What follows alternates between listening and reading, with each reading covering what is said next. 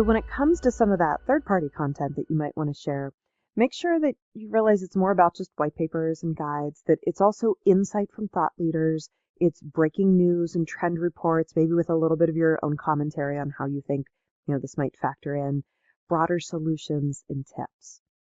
Now, when we look at the feedback channel between marketing and sales, first, we're going to start by looking at how marketing can support sales. And basically, a lot of this boils down to the idea that the easier you make it to leverage the content that your team is producing internally, the more time they can spend making those connections and selling your products. So prepare the content that they need and deliver it. And there's a lot of different ways to do that. One of them is the idea of setting up something internally where you've got a weekly email that's going out to your sales team saying, look, here's the content snippets and links that are relevant to the industry this week that maybe tie into some different pieces of collateral we've prepared.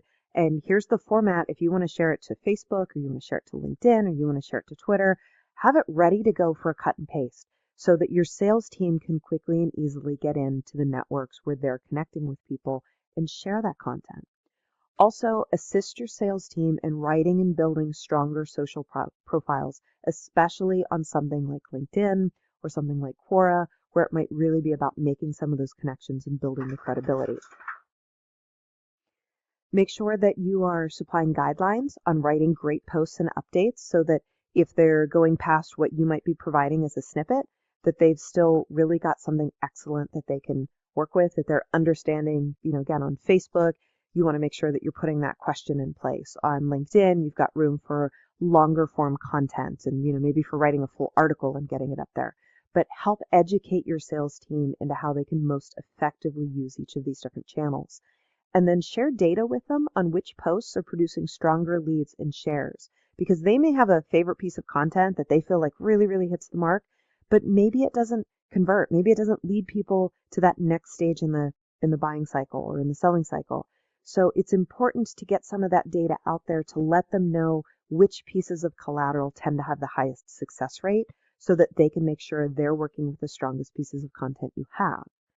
Now, on the flip side of that, when we look at how sales can support marketing, a lot of this comes back to feedback because marketing has the ability to leverage analytics. And that's really important because the marketing team can know, again, where the conversion rates are, what the drop-off points, but the sales team has a little bit more intimate knowledge where the tipping points are and where the pushback tends to come from because they engage in those conversations that don't always get translated into sort of that click here, click there internet activity.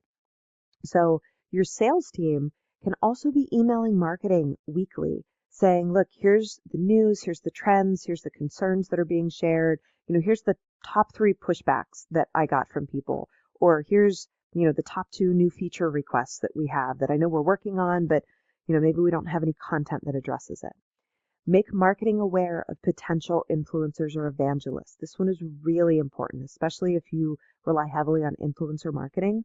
A lot of times the sales team is going to have contact with people that are maybe at a huge company that just absolutely love your products and services and are really enthusiastic about it.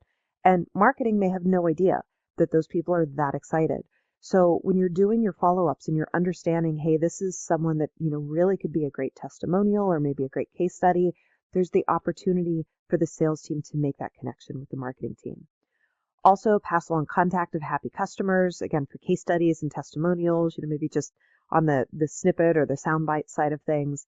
And then share personal experience on which batches of leads tend to be the warmest or convert the best. Maybe you got leads in from a specific white paper, or maybe leads came in from a webinar that that the company put on, and you find that they're really, really targeted and they're really performing well.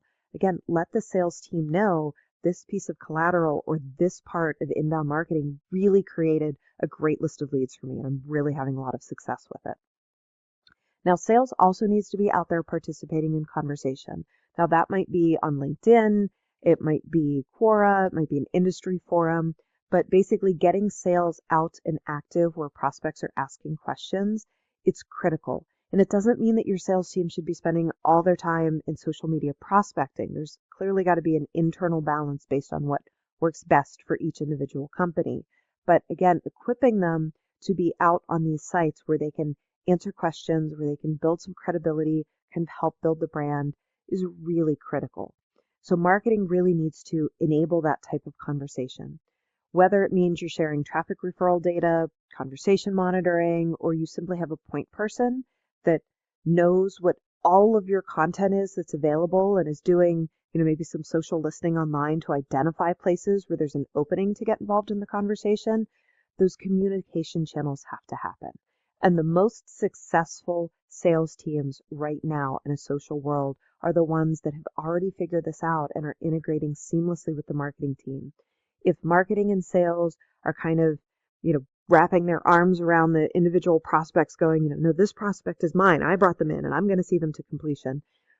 Things aren't going to work as smoothly as they need to. And so there really needs to be, at a lot of companies, a change in focus to say, how do we make sure that we're making this information easily accessible? And sometimes, especially with enterprise companies, that means almost putting together an internal content repository that's, where content is tagged or archived or structured by different stages of the buying cycle or by different keywords, so that the sales team can quickly go in and look and say, hey, what piece of collateral do we have? Do we have a video on this topic? Is it ready to go? If you don't have the ability to have something that's sort of that high tech in place, you at least need to have the doors open to conversation so that your sales team can come to someone on your marketing team that really understands, yes, here's all the content we put together. I know we have that. Let me go look for it and see if I can find it, and I'll get you the link as soon as possible. Now, I've mentioned the sales funnel concept several times of being aware of what that looks like. Now, pretty much every enterprise sales team I've ever worked with has this in place, but it's not always communicated properly to the content marketing team so that they can look and say, hey, here's what we're trying to accomplish in sort of the customer journey as they move through the process to eventually become a customer. If they're in that guide stage where they're assessing risk and we're trying to build confidence, okay, there's a different type of content that we need to have built for that specific section. So making sure you have that internal cycle and making sure that sales is working with marketing so everyone understands what kind of content needs to be offered at that stage is really critical. And then also keep in mind, as I mentioned earlier, sales and PR are sort of the best chances your marketing team has at identifying some of those brand advocates that really come into play once someone has closed and had the opportunity to really experience, the service or the product that your company offers. So leveraging those relationships on the brand advocate side and looking at building evangelists or influencer outreach or even just seed points or feedback points is really a critical part of your ongoing marketing efforts. So wrapping this up, it's really about a symbiotic relationship. Sales and marketing have always worked together on some front, but social selling really requires a different approach and a different level of partnership and communication.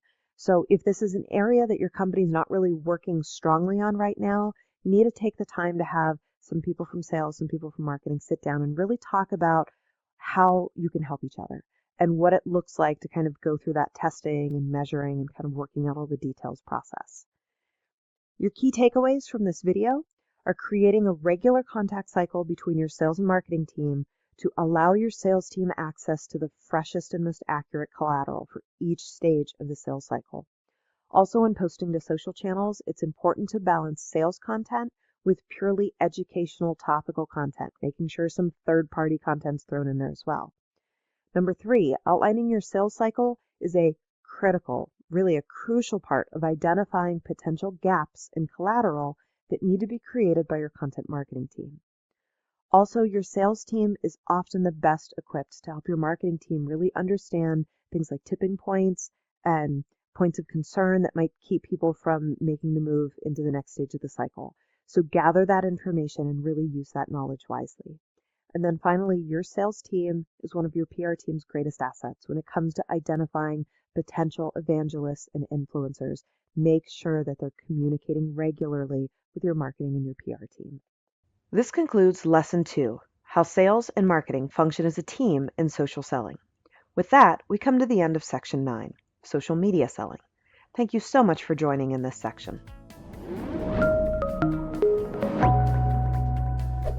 Hey, want to become an expert in digital marketing? Then subscribe to the Simplilearn channel and click here to watch more such videos. To nerd up and get certified in digital marketing, click here.